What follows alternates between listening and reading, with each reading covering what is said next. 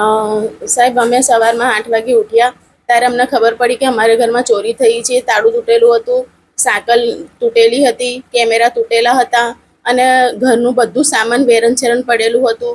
હવે બધું જ આમ તેમ પડેલું હતું અને અમારા ઘરમાં તૂટેલું તાળું અને બાજુવાળાના ઘરમાં પણ તૂટેલું તાળું, એમાં પણ ઘણું બધું એમનું નુકસાન થયેલું છે. તિજોરીના બધા જ કપડાં એના બધું જ સામાન બહાર છે. એમનું જો પેટી પલંગમાં છોકરીનું સામાન હતું લગ્નનું, એ પણ બધું જ ગયેલું છે. અમે ઉપર સુઈ રહેલા હતા એસીમાં, એટલે અમને ખબર ના પડી. લાગેલા છે ના, સીસી કેમેરામાં કંઈ દેખાતા નથી, કેમ કે શરૂઆતમાં એમણે સીસી કેમેરા તોડ્યા છે. સવારમાં 8 વાગે ઉઠ્યા ને ત્યારે ખબર પડી. નીચે આવ્યા તો તાળું તૂટેલું હતું, સાયકલ તૂટેલી હતી અને બધું સામાન વેરણછેરણ હતું. એમાં પણ બધું સામાન બહાર હતું, એમનું ઘરનું તિજોરીનું બધું સામાન. અમને એવું લાગે છે કે એમની પણ ઘણું બધું નુકસાન થયેલું છે. એ પણ બહારગામ ગયેલા હતા. એ ભાડુઆત રહે છે. કંટ્રોલ રૂમમાં મેં 100 નંબર પર ફોન કર્યું હતું. પછી જેપીમાંથી પોલીસ આવી હતી. એડવોકેટ સૈયદ સકીના.